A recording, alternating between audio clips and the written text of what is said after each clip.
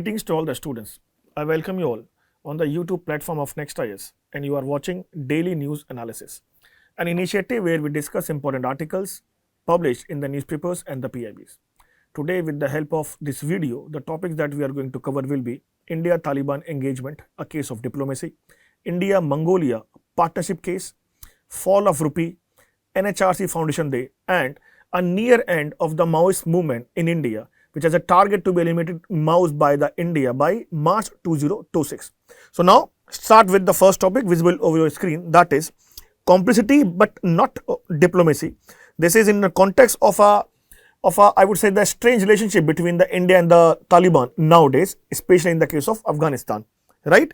So now the part is why this topic is of great importance and what are the other dimensions that we need to look into, right? First, in October 2025, the Afghan Taliban Foreign Minister Amir Khan Mustaqi visited New Delhi on an official trip, and that was perhaps the first high-level Taliban visit to India since their return to the power in August 2021 after the oust of USA forces from Afghanistan. During the visit, the India announced it would re-establish its embassy in the Kabul and upgrade its technical mission, a symbolic step in the re-engagement. Now we need to understand 2 and 3 points. The first, why Afghanistan is in India. Second, why India needs Afghanistan. Third thing, what is the India's current position with respect to the Afghanistan. And if not recognize Taliban, then how or in what official manner India is having a relationship with the Taliban in Afghanistan. Now, a very important point is that India still has not recognized the Taliban-led government, but continuing its policy with engagement without recognition. Now there are 2 words. First, engagement, and second is recognition. What are those meanings? Engagement is called that a country's interaction with a de facto authority for a practical purposes, for say aid, for say other things, right? But recognition that India formally accepts Taliban as a legitimate head of a particular state. So India at that moment has maintained a calibrated approach, I would say. India had maintained a calibrated approach which says that recognition in practice for the Taliban but denial in form. So this is this part that India has maintained with Taliban. What are the other issues, the other scenarios of the Taliban with respect to the recognition? China and Russia both have recognized the Taliban. UN continues to deny Taliban representation. US and Europe maintain non-recognition but allow limited engagement, the very same case of India, right? But before we jump into the part, little bit of understanding regarding the borders of Afghanistan, why it is so important for the other countries to have link with Afghanistan. Now, we see with India's perspective, we know that India has a technical mission in Afghanistan, in Kabul, right? And India has been consistently maintaining the track to diplomacy with the Afghanistan, with certain international forums like Moscow Dialogue, the Heart of Asia Conclave, Shanghai Cooperation Organization, etc. Right? This is the very first step. Now the point is why India needs to have the run in Afghanistan. So many things. The first and the foremost thing is, which is very strategically important, that is that India do not want Afghanistan to become a Chinese-Pakistan satellite. Why? Because they both have a good relationship with the Taliban. Although there has been certain news with the skirmishes between the Afghanistan and the Pakistan forces. But still, India need to maintain this part. Very first thing. Second thing, you case of these Central Republic countries out there, Uzbekistan, Turkmenistan, Tajikistan, which is bordering the Afghanistan. These countries seriously want a stable and a peaceful Afghanistan. Why? Because they have their water sharing projects with the Afghanistan. So they need a sustainable electricity along with that. Along with that, Iran is another part. Why Iran need Afghanistan or a better peace project in Afghanistan? Because Iran needs to counter 2 very major things. First is Sunni extremism and the second is narcotics trade, which is going to Afghanistan from the borders of Afghanistan. From the angle of Russia, if I talk, from the angle of Russia, Russia needs to curb the hegemony of the US influence in the Afghanistan, and after the oust of the USA forces, its need to fill the gap that has been there at the moment. China, on the other hand, has been maintaining relationship with the Afghanistan, which is a BRI initiative. That is definitely a very major issue for India to maintain with. So these all are the part of this understanding that we need to look that why India avoids a formal recognition, and still in what way India is having a link with the Afghanistan country. Now, why avoids formal recognition? Because it's a first human rights and international legitimacy. Taliban rule purely restricts the women's education, employment and the civil liberties. There has been so much news regarding this thing, right? But recognition without reform could contradict India's constitutional and the UN commitment that India has did in the UN part as well, right? And India's core value of secularism, openness, sovereignty aspect, other things associated, right? That will definitely go against the movement of Taliban regime in Afghanistan. So there is a challenge. Second, global consensus. At this moment, there is no major country that has been recognized Taliban as of as a legitimate state. So being a responsible global power, or I would say responsible global democratic power, India is not in a position to say that yes, I give my recommendation to the Taliban at this moment, right? Third, the security concerns. India fear that Afghanistan could become a terror sanctuary, right? And that is the whole statement that has been coming from the different sides of the scholars after the America's oust, that most of the terrorist elements that are coming from the POK or the other regions. So India, the unstable Afghanistan will definitely lead to a very serious implications in the northmost and east region of, for say, the JNK, especially in the India for the security concerns. So that means that there are security concerns and India cannot legitimately accept this thing. Plus diplomatic leverage. By withholding recognition, India retains its negotiating power. The engagement process, right? The engagement process. Just for the part of rights and the another connectivity part. Now the part is why India still engages with the Taliban. So first is security and the counterterrorism.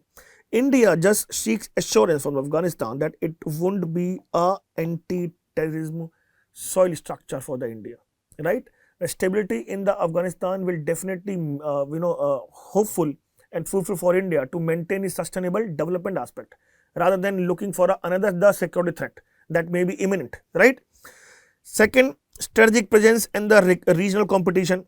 Afghanistan is central to India's Central Asia outreach, Chabahar International, Chabahar and International North-South Transport Corridor strategy. And this is a very basic infrastructure futuristic scenario for the India to feed or to fill the gap of the energy by 2020 for its people, to maintain the sustainable economic development project that India has had over the past 10 years. For that reason, India, especially just for the development, needs stability in the Afghanistan.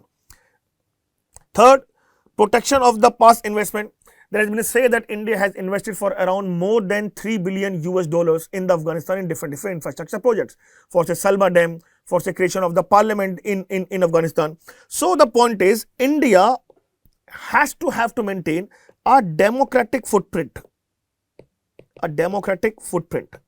by establishing the parliament, the newly parliament of the Afghanistan as well.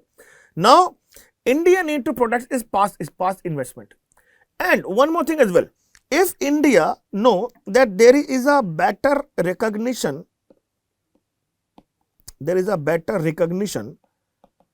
for India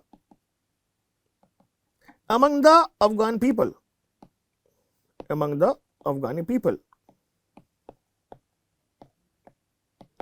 So India has this recognition that I am a responsible helping hand to you or for your future, rather than I am trying to extract your minerals and getting my pockets filled with the money.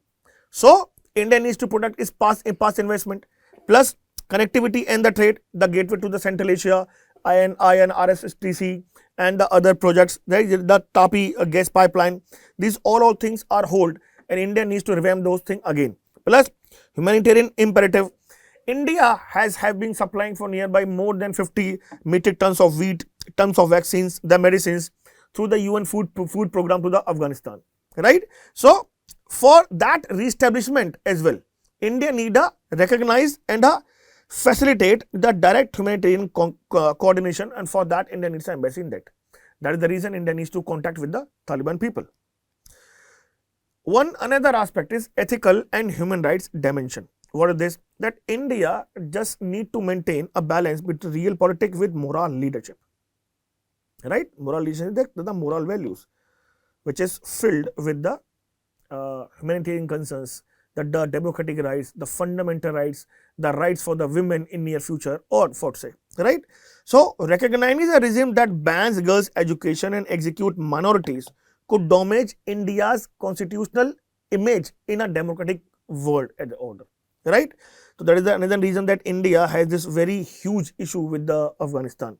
So India in near future, if they want to have an engagement with the Taliban, and I think that India must have pressure this thing, that respect for the women's right and for the inclusive governance, adherence to the UN humanitarian norms, and non-supportive to the terrorist groups, and that will definitely match with the India's democratic value and the shared value of the India that used to share with the other developing and the democratic countries in the world order, right? But there are certain challenges. And what are those challenges? The first challenge is the Taliban's extremist policy. It may definitely create a public backlash, reputational cost, limited diplomatic space. This is the very same thing when we have one of the MP in India who said, and one of the very famous, the writer in India has said that I will not support that India having a contact with the Taliban regime, right? China-Pakistan entrenchment, strategic encirclement risk, very important part. If somehow, although at this moment there has been skirmishes between Afghanistan and the Pakistan, but if in near future they two, the three, the China, Afghanistan and the Pakistan will create a link, it will definitely an encirclement risk for India's internal strategic security.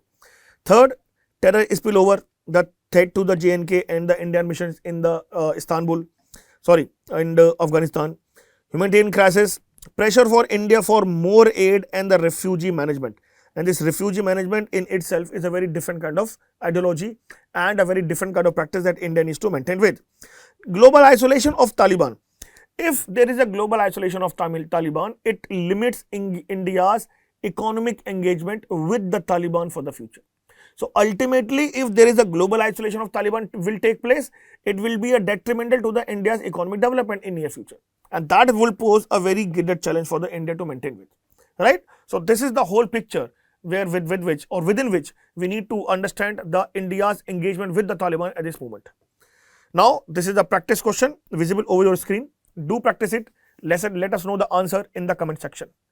Now, let's start with the second topic, which is visible over your screen. This is Delhi to fund oil refinery project. This is exactly a link between the India and Mongolia relationship for the future.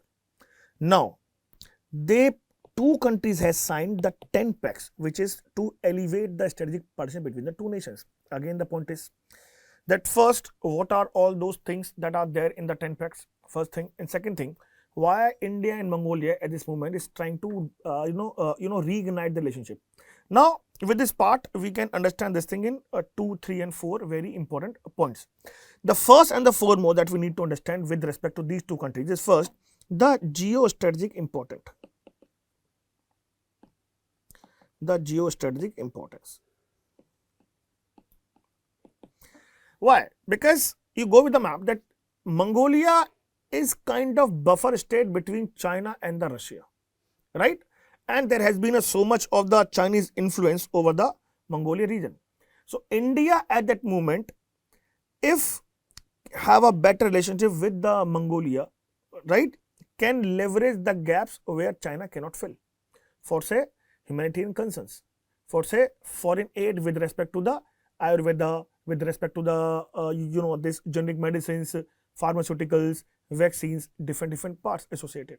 This is the very first important thing which is very important with respect to the India and the Mongolia relationship, which is geostrategic in nature. Second, energy and mineral support or mineral security. We know that India is an energy hunger country, and by 2002 to 2035, India will be the highest hunger country at the world. That means at the very same time after the Russia's Ukraine issue and the tariff plan from the USA, India is trying to diversify its footprints for the energy security. For that matter, energy, or I would say the mineral rich country like Mongolia, for say coal, for say cobalt or others, will definitely be helpful for India to maintain its energy hunger need in near future. This is the very important point as well, right? Plus, it even helped to expand India's connectivity projects to the Central Republican countries as well, right? Third, which is very important, the soft power part. Soft power part, for say, it's actually the Buddhist link can be understood in this process. Is a strong cultural ideational link between two brilliant civilizations, right? Sanskrit teacher demand has been raised. There will be a Sanskrit teacher in the Mongolia from the side of India. Manuscript digitization process is being going on at this moment, right?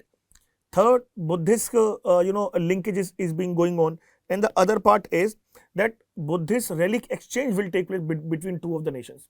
So all those things which say that India's soft power part will be there in the Mongolia as well, right? Another part which is of very important is fourth will be infrastructure and connectivity challenge. What challenge? We know that Mongolia is actually a landlocked country, right? So being a landlocked country, to expand its market to the other areas, Mongolia had to get dependent upon the ports as well, especially for the Chinese. Now, if India need to harness this part, so India definitely need to either get dependent upon the Chinese part or the Iran's Chabar part. But because of the Afghanistan issue, the Chabar project is being stalled. So there has been a very serious issue with respect to the India to maintain, to dignify, or to shorten, or to expand its infrastructure project with respect to the Mongolia, so that it may feed its the energy hunger people for in near future. Other point which is, I would say, is very important is global South link. The global South link, for say India and Mongolia being in the global South, can definitely have a voice in the UN platforms, the climate change, other plus associated. So for in all those 5 parameters, we may say that India and Mongolia can have a better strategic partnership, and perhaps there is a reason they both have tried to elevate the ties to this particular level, right? Now discuss what exactly was there in those pacts. So first, this is a point that we have already discussed. Now, signing of the 10 pacts. The two countries have signed 10 agreements covering areas such as cultural exchange, immigration cooperation, geology and mineral resources, yoga, humanitarian aid, and the restoration of Bhogat Khan Palace. Again, this is Mongolia, and UPSC has a habit of putting these things in places in new section for the prelims. So this is very important for your UPSC prelims examination. Do follow it. Plus, MOU was signed between Ladakh Autonomous Hill Development Council and Mongolia's Akhaganj province to boost cultural ties. Again, Mongolia. Places in news. Oil refinery will be there. India has a fund, or India will fund a major refinery project in Mongolia, US 1.7 billion kT line, which will be India's third largest development partnership project globally. And there has been said that around more than 2,000 professionals from India will go to Mongolia and work for this oil refinery. Defense and security cooperation. India will provide training to the Mongolian armed forces. Again, try to understand that we know that there is a string of pearls policy. We know that there is a string of pearls policy of the China, with which the China is trying to have its engagement with different neighboring countries of the India, including Myanmar, the different countries. Counter to it, India started negotiating with the neighboring countries of the China, Mongolia, Japan, Laos, or the other South China Sea nations, right? So if India is providing training to the Mongolian armed forces, India is giving a answer to this string of the pearls policy as well. plus the defense attaché will be appointed in the Mongolia embassy. Again, a very big diplomatic effort. Now, fifth, cultural education and spiritual linkages. India will send a Sanskrit teacher to the Gandhan monastery in Mongolia to support deeper Buddhist textual studies. This is a point that I just narrated, right? A project to digitize 1 million ancient manuscripts was agreed upon. Linking Nalanda University with Gandhan Monastery was agreed upon to strengthen historic Buddhist connection.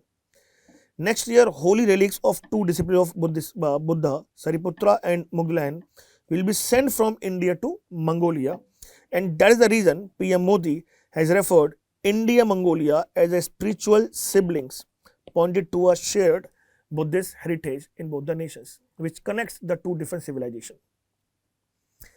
Next, trade minerals and the energy sector cooperation. Mongolia has a large reserves of coking coal. India is considering opportunities to cooperation in critical minerals and the rare earth, the point we already have discussed.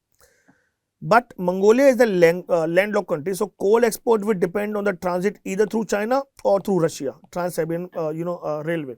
Again, this is a very greater challenge for India to maintain with. Second, another part, international cooperation and the shared values. See, the two countries has expressed support for the free, fair, open, inclusive and the rules-based Indo-Pacific part, which is again a counter to the Chinese hegemony and the influence in the Indo-Pacific region, right? They also has plus to amplify the voice of Global South in the international forum. Mongolia welcomed India's role in clean energy and referred to India-led International Solar Alliance. And the other supportive connectivities which will further connect the relationship between the Mongolian people and the Indian people will be that free e-visas will be provided to Mongolian citizens by the India, and India is exploring private citizen cooperation with Mongolia in areas like digital technology, mining and energy. So for say we can say that India with this soft power diplomacy, is trying to balance a regional balance in the areas to the counterbalance to the Chinese and giving a packet to the other small countries that yes, I may be a better strategic partner for the near future, right? So we can see all those things in this India's in this context only. Now this is one picture that we have made for you. For the reason this will make your studies better, right? The one-pager notes, it may work for your one-pager notes as well. Now let's start with the third topic of today's DNA, that is the fall of rupee 12 paise to revisit all-time low of 88.80 against the US dollar. Now we need to understand the aspect that why the rupee has been consistently getting fall. What are those reasons? How the government can save the rupee, policy measures, etc. So now start with the first the contributing factors, that why exactly the rupee is getting down. So what the very first and the very normal part is that dollar getting stronger. And once we know that the dollar is getting stronger worldwide, the investors want its money to be safe, and it's obvious reason that they'll go and pump their money into dollar just for the safety concern, right? Which further pushes rupee down to it. Very first reason. Second reason, the trade deficit. How the trade deficit? For say a persistent trade deficit. For say there has been a import demand. Try to understand the point. There has been an import demand for say oil or for say other things, the crude oil something. That means they need to convert rupee into the dollar for the repayment. That means again there will be a demand for the dollars, and that will again further have a negative impact upon the demand of the fall of the value of the rupee. This is this trade deficit, right? Second thing, capital outflows.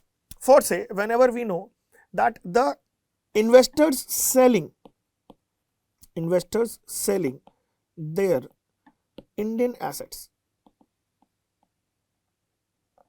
for say FPI or for say FDI, at that moment what they need to do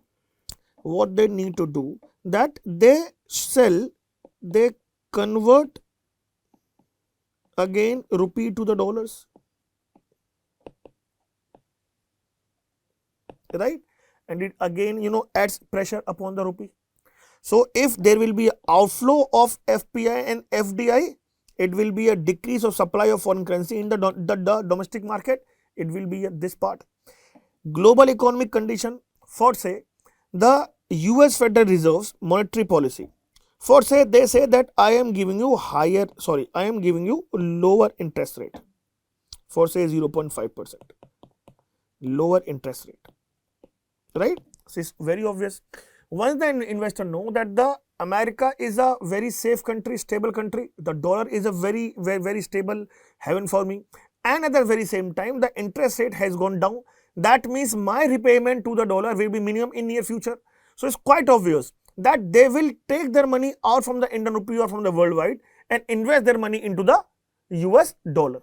That is the case, this global economic conditions, right? Plus geopolitical tensions can influence the strength of US dollars.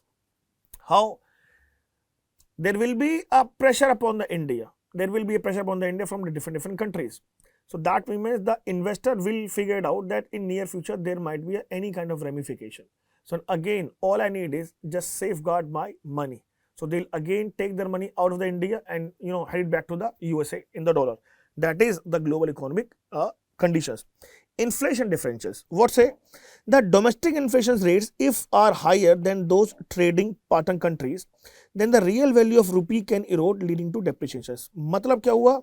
That you need to pay in an extra amount of money. So again, the investor will say, why would I pay you extra? I'm not going to have a business with you. So this is this inflation differential. Now, the implication of a weaker rupee. What could be the implication of the weaker rupee? First and the third part, if you go for the part of the consumer, you may say that if the imported goods, try to understand this thing, the imported goods for say electronics or the vegetables or different services, right? This becomes a little more expensive. And once expensive, it will lead to the inflation. Inflation in the India, right? Very, very, very basic and the very first thing that comes to our mind. Second, you know that there will be a repayment cost associated as well. For say, if I say if the rupee will get weaker, so the repayment cost more in rupee, it squeezes the profit of the private or some firms. Again, very greater challenge. Third, if I say the import cost, a weaker rupee increase the cost of import, because earlier in the exchange rate system I was supposed to pay 67, but now I need to pay 71. 4 रुपए मुझे ज्यादा लगातार बैठ के देने पड़ रहे हैं. So the import will be, it will increase the cost of import, and that includes the essential items like crude oil, which can definitely exacerbate inflationary pressure in the domestic economy. Foreign debt saving.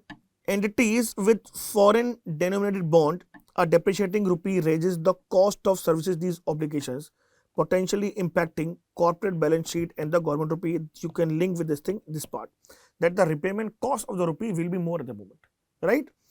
Export competitiveness. We have a weaker rupee can make Indian export more competitive by lowering their prices in the foreign markets.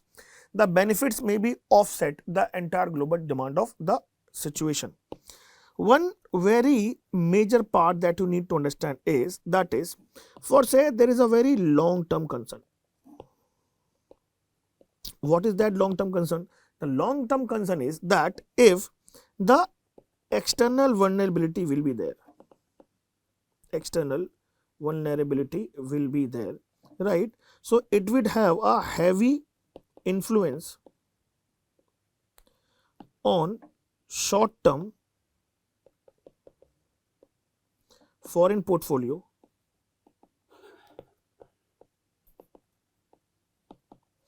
that flows our currency,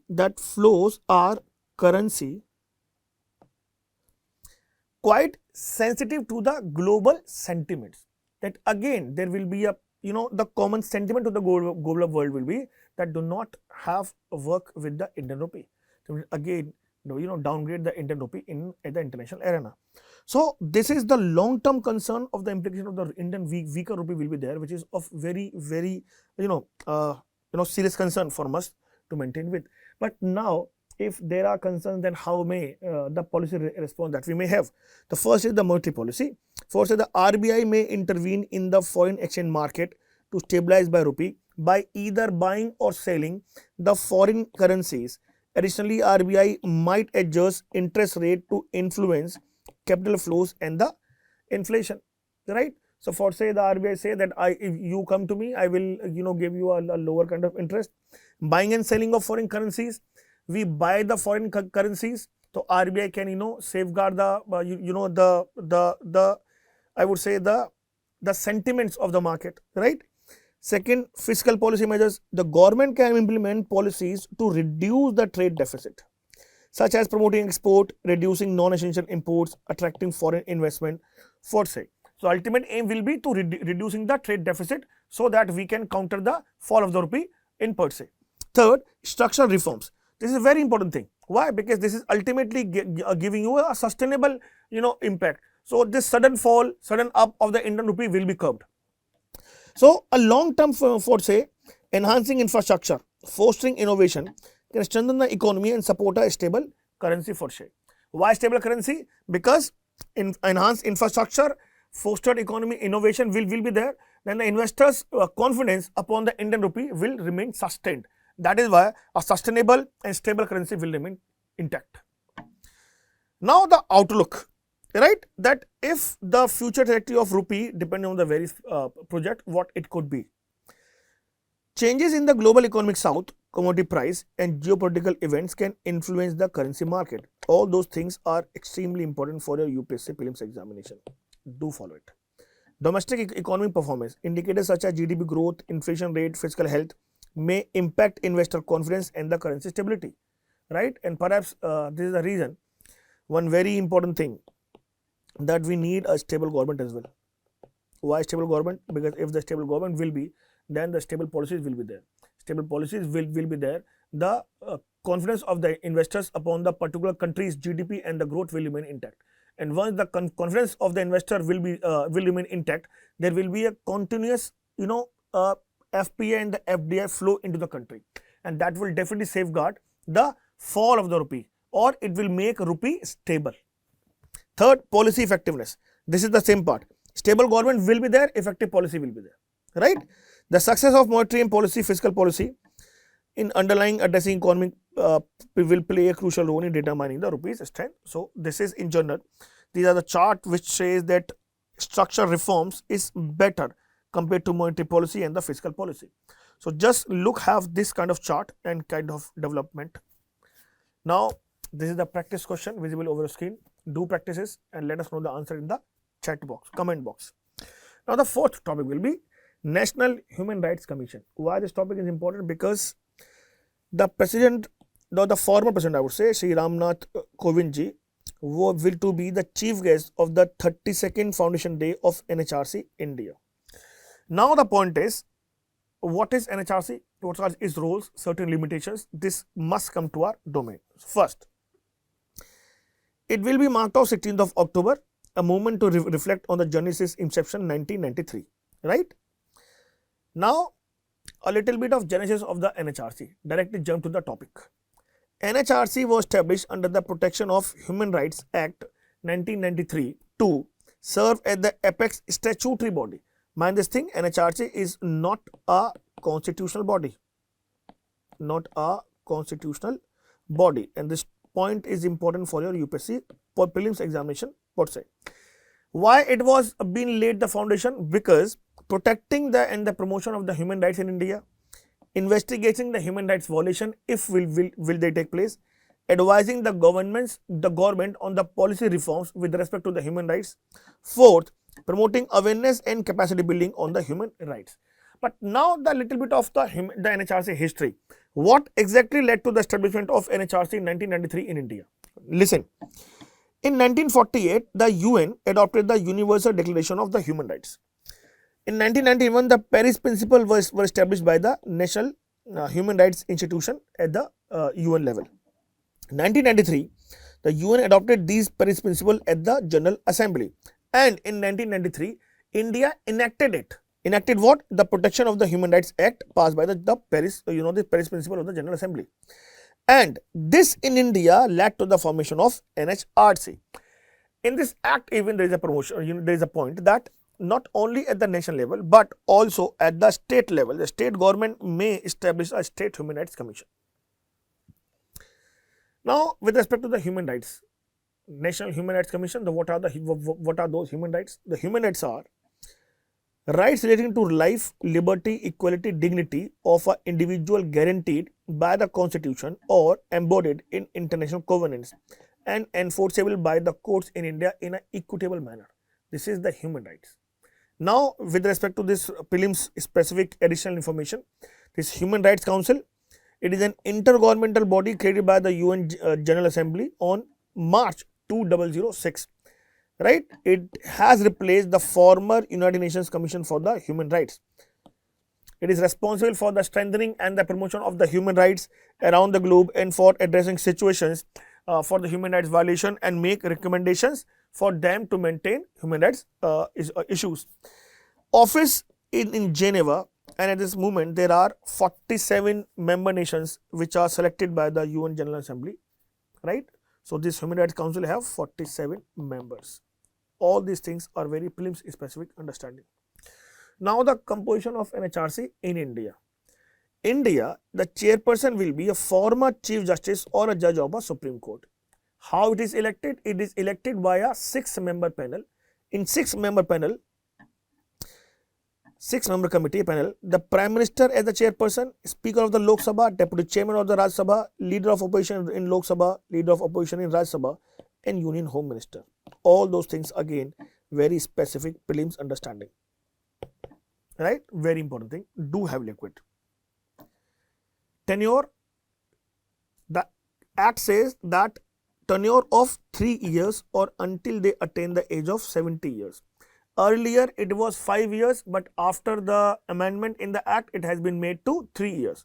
So, originally if question says in UPSC, originally it was 5 years, but now onwards 2019 it has been done by 3 years, right? And they are eligible for the reappointment. This is very important thing. Removal, how are they be removed? They may be, not maybe, they are appointed by the President of India and will be removed by the President of India, right? But removal will be only on the basis of the proved misbehavior or incapacity, nothing else, right? And for that matter, a Supreme Court inquiry has to be conducted and they will give the recommendation. The functions and the powers of the NHRC. NHRC has certain very important powers to have maintained with. First, NHRC can investigate any complaints related to the violation of human rights in India either suo motu or after writing a petition. For say, if they think that the motto, the case is there where we need to intervene by ourselves, NHRC will intervene. And we can share this thing that nearly in Odisha and Telangana, in those states, the NHRC has been, giving a open session by suo motu part. Very important thing. Plus, it can interfere with any judicial process that involves any violation or any allegation of violation of the human rights. Very, very important power. That means if the case is, pending in the court, NHRC may intervene and ask for the report or the other thing associated. It may visit any prison institute under the state government to observe the living condition of the inmates and can make further recommendation based on the observation they'll look into it. They review the provisions of the Constitution that safeguard the human safeguard and can suggest necessary restorative measures.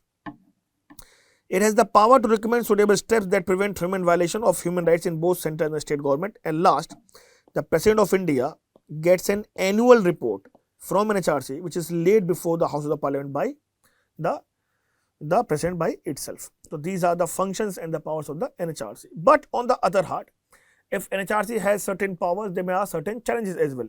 First and the foremost challenge is that the recommendations of the NHRC in India are not binding in nature. For that movement, we need to amend the law so that the partial binding authority of the or the time bound compliance mechanism will take place in India.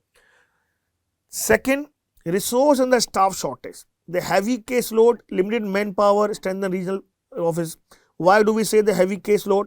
Because there has been a say that NHRC has cleared for say around, we can look into this thing, that NHRC has more than 23 lakhs, including 2981 sumoto cases, and have resolved, and they have recommended 263 crore recommended as a relief to the victims of human rights in their 32 years of journey. Even at the moment, we witnessed that they are heavily loaded with the different cases.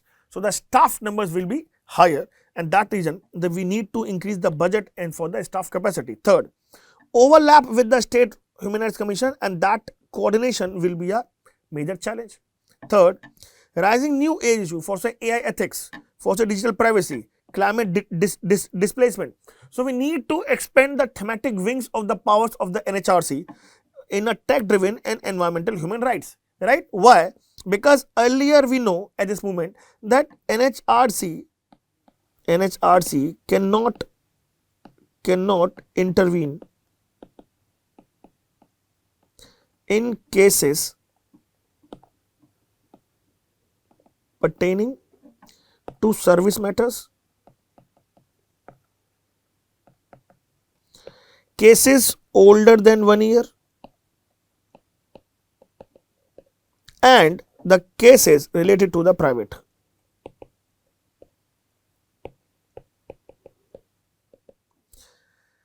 There is a restrictions in these three special cases, right? Now we are assuming the fourth one to add in it. So ultimately the purpose of NHRC to maintain the dignity of this the human rights will be limited. Last, public awareness deficit. Why? Because the limited visibility among the rural and the marginalized population will be there, right? In general, the role of NHRC can be said in one manner that NHRC in India has emerged as a body which is a guardian of human dignity and moral conscience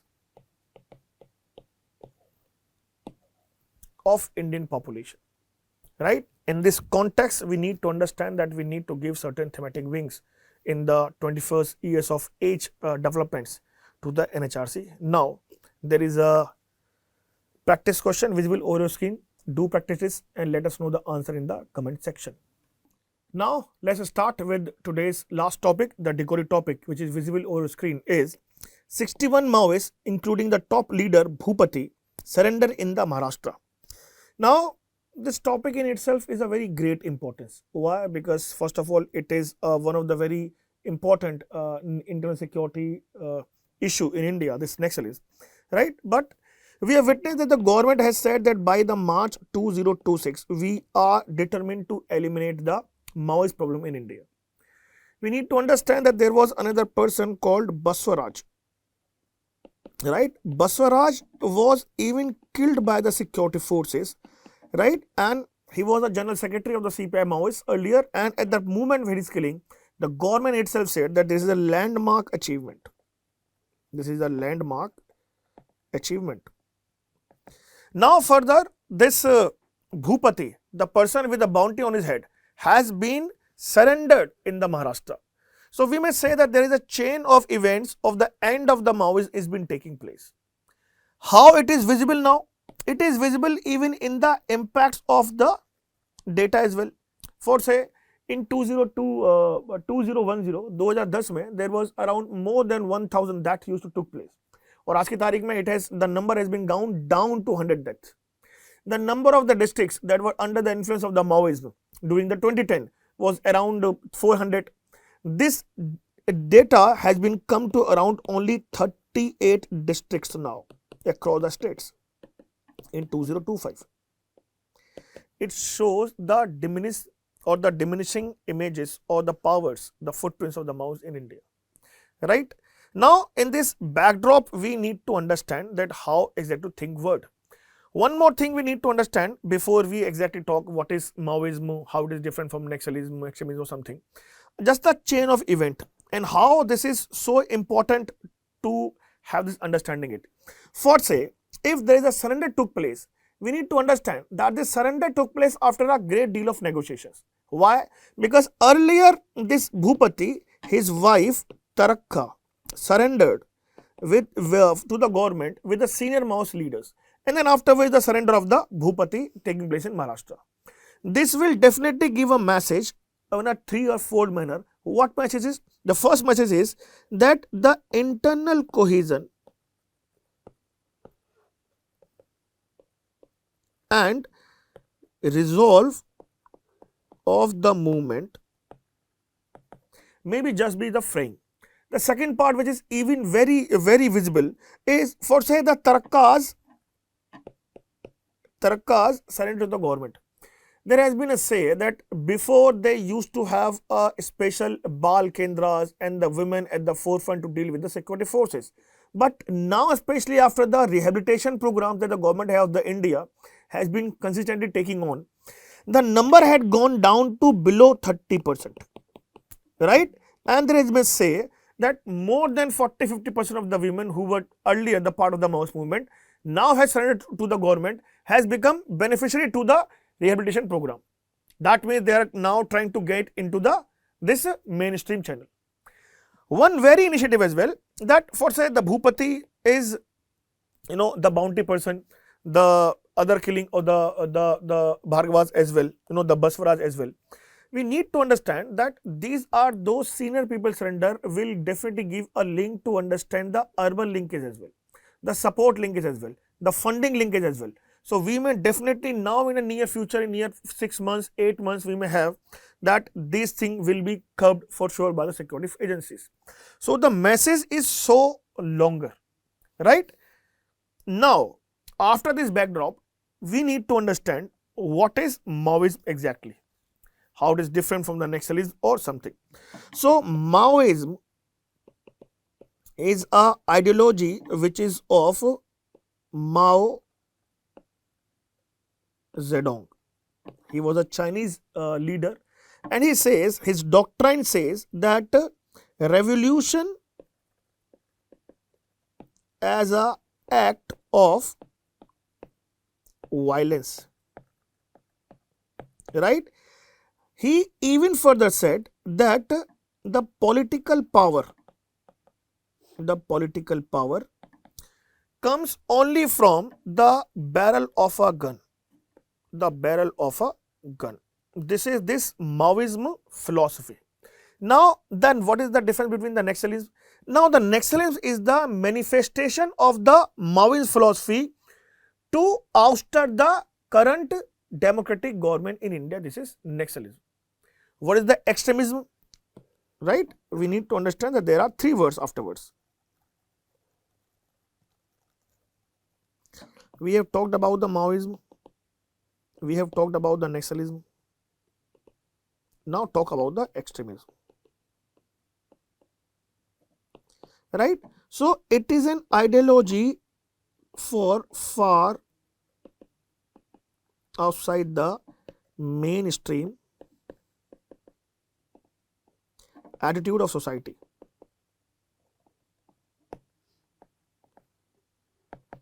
Which is very narrow-minded people, extreme-hearted mind of people, not following any single, close-minded people, not following any ideology, close-mind of people, intolerant in their nature, and they are the people who are willing to use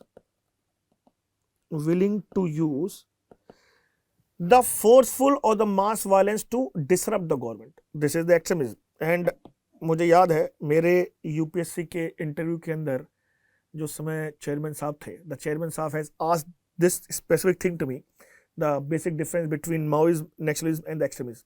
So I thought to discuss with you people, this is of great importance. But now the present scenario regarding the Maoist problem. Peak was there, now the number had gone down to 70 only, right, by 2050.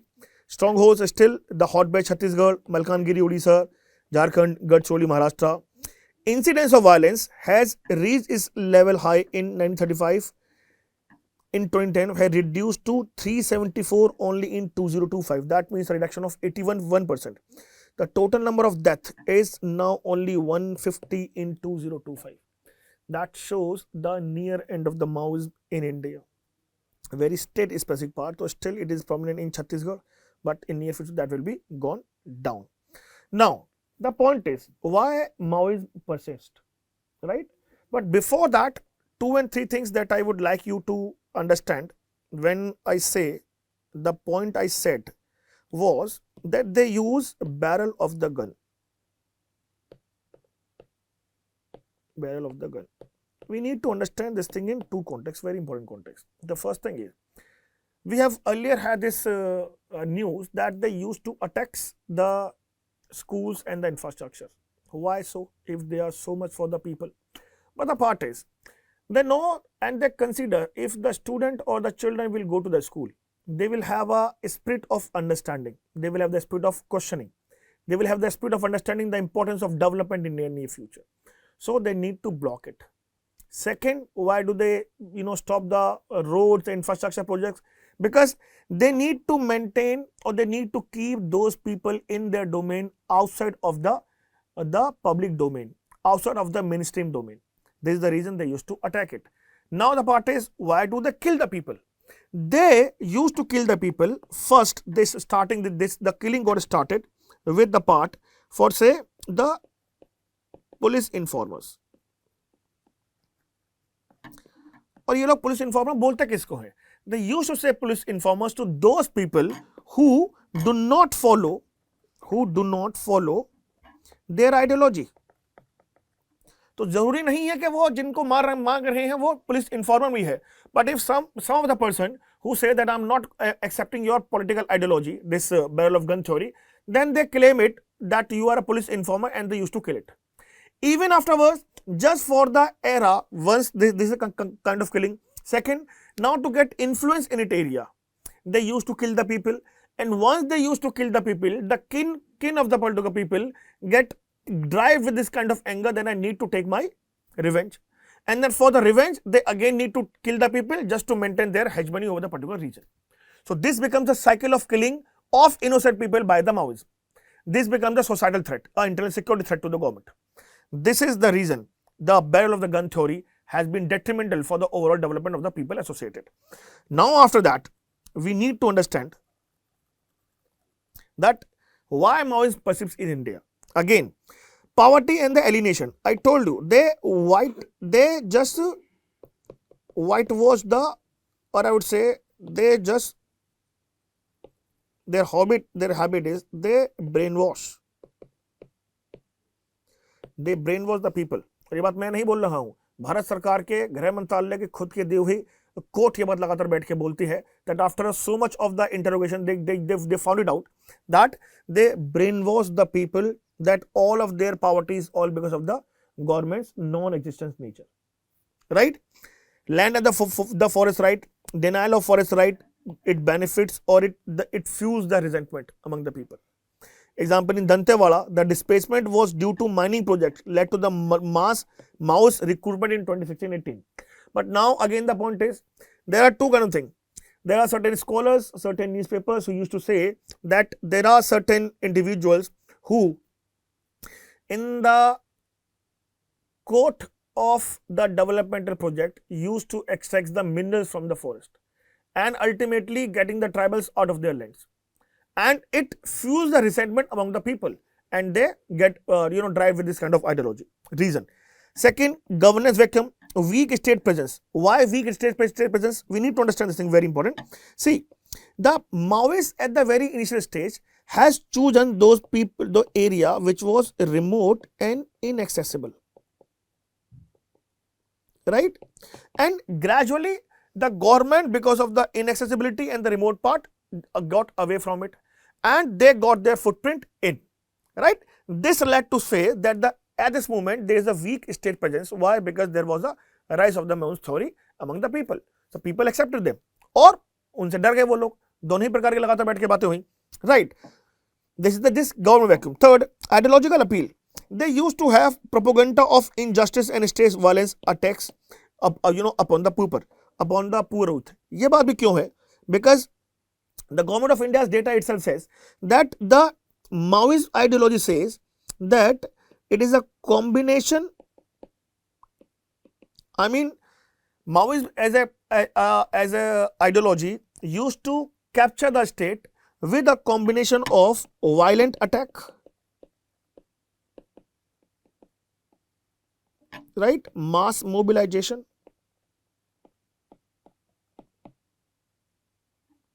and strategic alliance.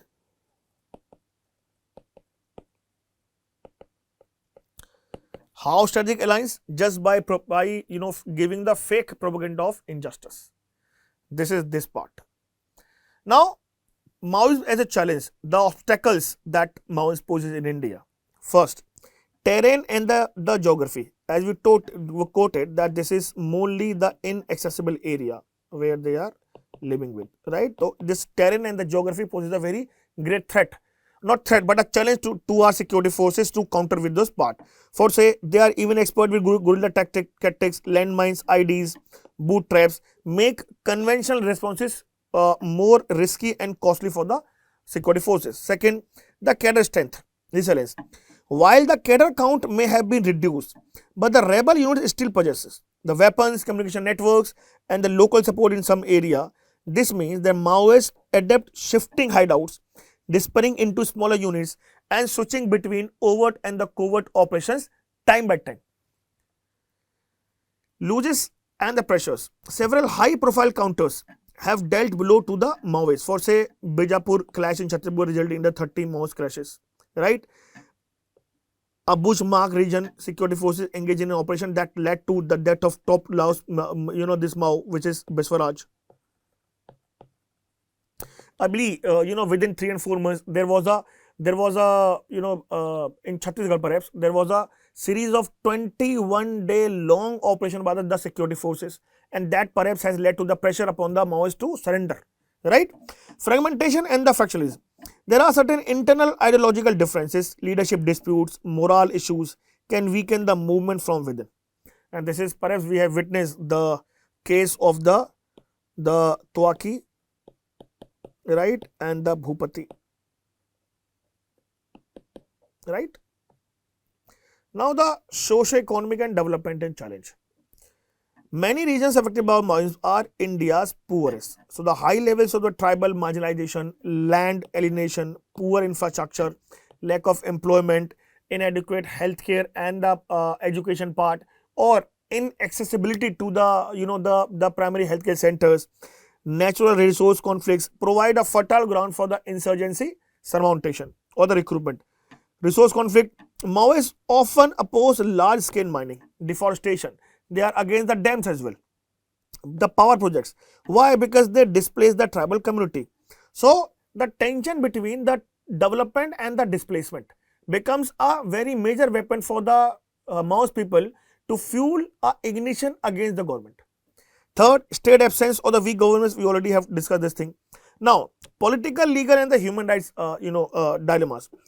Security operations sometimes left to the civilian casualties, forced displacement, destructions of the livelihoods and the violation of the rights as well.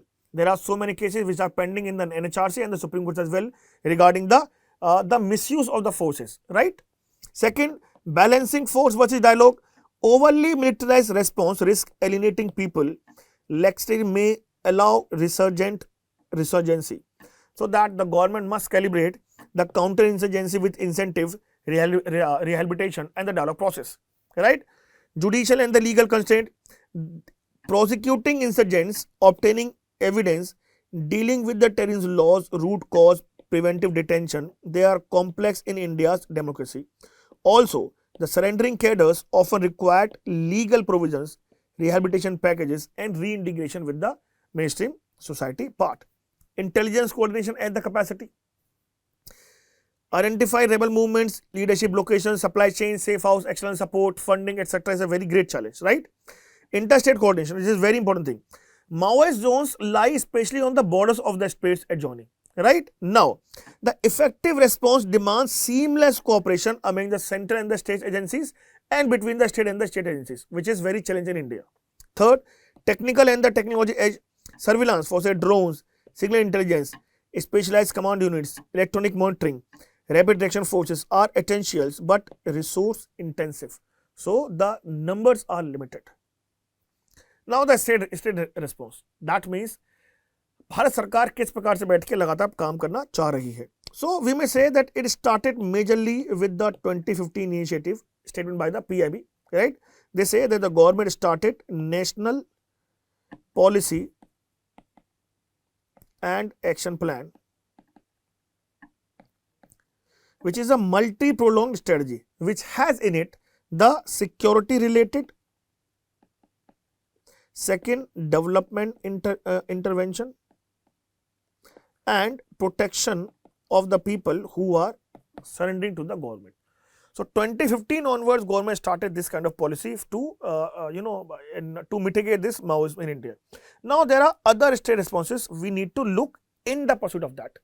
First one is 10,000 plus joint operations has been done by the different agencies. Surrender and rehabilitation schemes state like Chhattisgarh, Jharkhand, Maharashtra offer money, land, education is very important. This example that Bhupati surrender in 2015 came after his wife Tarakka surrendered earlier and joined rehab programs. This is the thing that I mentioned earlier, right?